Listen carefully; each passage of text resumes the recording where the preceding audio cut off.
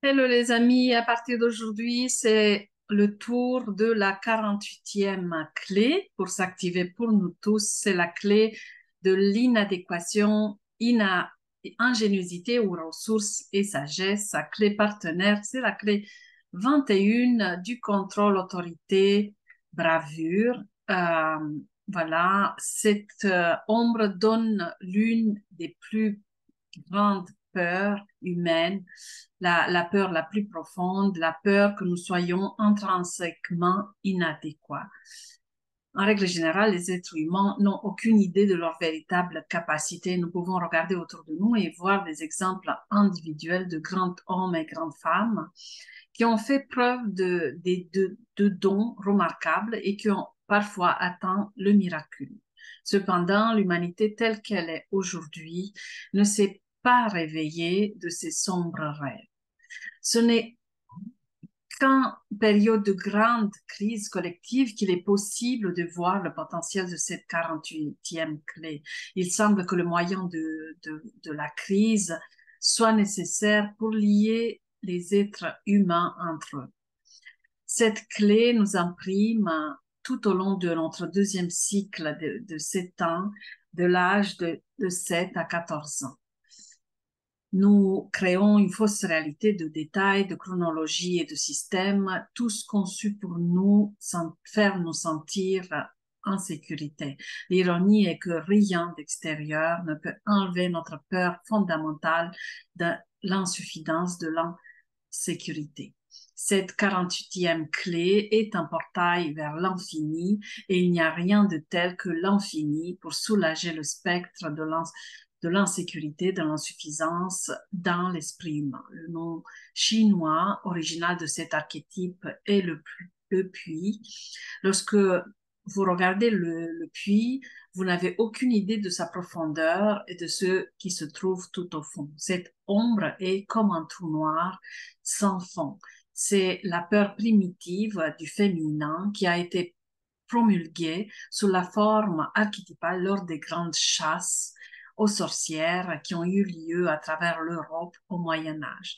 De la 48e ombre naît la profonde paranoïa de l'humanité. Ce sont les hommes noirs, Men in Black, les extraterrestres, les dieux et les gouvernements qui semblent manipuler nos vies. Il y a deux types de personnes au sein de cette fréquence collective de l'ombre, celles qui baissent la tête et cèdent leur peur à la nature répressive, et celles qui projettent leur peur extérieurement sur les autres, la nature réactive. Pour le don de l'ingéniosité et des ressources, malgré toutes ces ténèbres et sa peur, cette 48e clé a un grand espoir pour l'humanité et cet espoir repose principalement entre les mains des parents en général. Il y a cependant de la lumière au fond des puits au fur et à mesure que les parents guérissent leurs propres problèmes émotionnels et augmentent la fréquence de leur ADN, ils transmettent des schémas émotionnels sains à leurs enfants et les transmettent ensuite, qui leur transmettent ensuite à leurs propres enfants. Le secret pour aller au-delà de la portée de cette 48e ombre peut être trouvé en un seul mot: confiance. Au fur et à mesure que nous apprenons à faire confiance à la vie, à plus grande échelle, le puits commence à révéler certains de ses secrets. Ce que nous recevons est une merveilleuse surprise. Du puits sortent toutes sortes de solutions, de défis dans le monde qui nous entoure. Nous serions étonnés que tant de lumière puisse émerger d'un endroit aussi sombre. C'est l'essence du don de la ressource ou de l'ingéniosité. La chose merveilleuse à propos de ce don est qu'il est auto-épanouissant. À chaque fois que le seau sort du puits, il contient exactement ce qui est nécessaire à ce moment précis. De cette façon, la confiance conduit à une confiance beaucoup plus profonde, renforçant la sécurité intérieure par la répétition.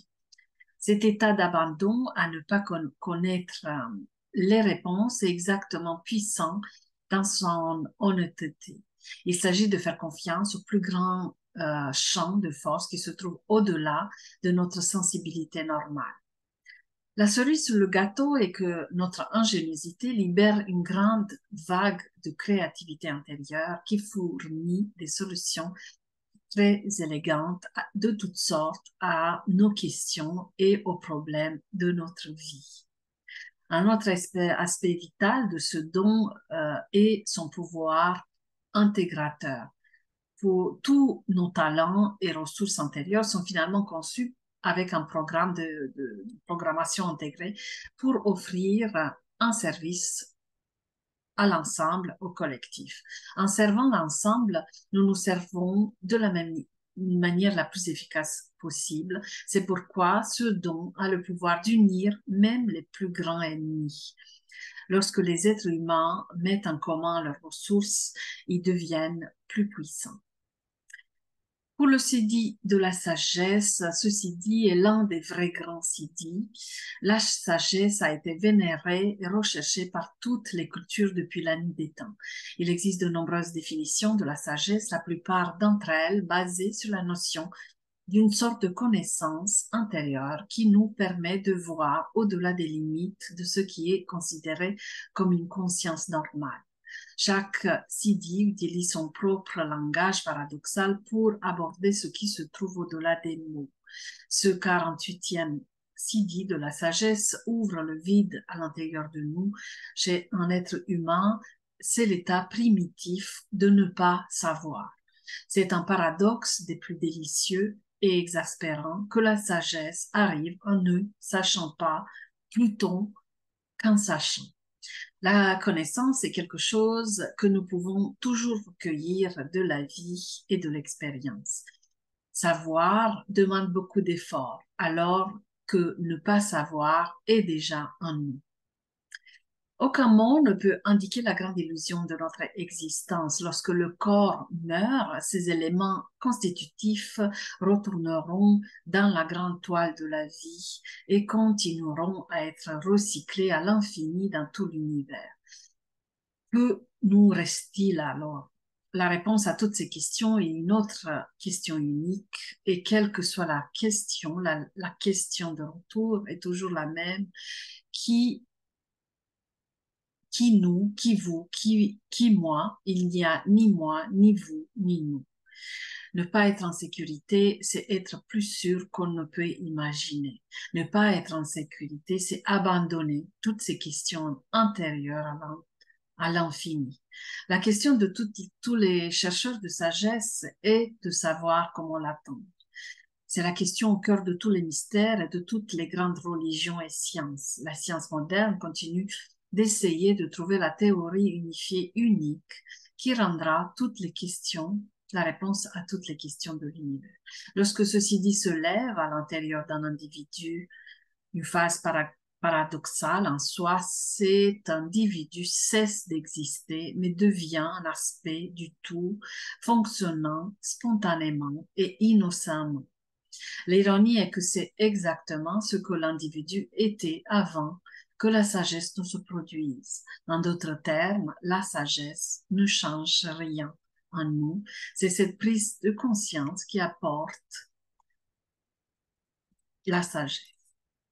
Alors, cette clé, c'est intéressant, elle s'active à partir d'aujourd'hui. Les clés se chevauchent. Il y a encore aujourd'hui la clé d'avant.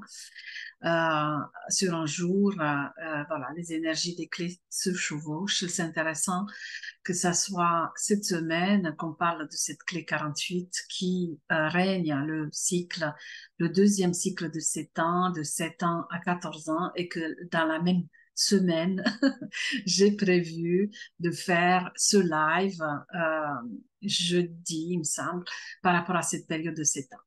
Il n'y a rien qui est par hasard. Alors, pour cette clé, je vous invite à vous connaître dans votre propre unicité, à voir cette peur viscérale en vous de ne pas être comme les autres, mais qui vous pousse justement à vous affirmer en tant qu'unicité, de voir votre puits dans sa sombre profondeur et jusqu'où vous êtes allé pour voir cette insécurité en vous. Je vous invite à aller lister toutes les ressources que vous avez récupérées en descendant ce puits dans la connaissance de vous. Ciao.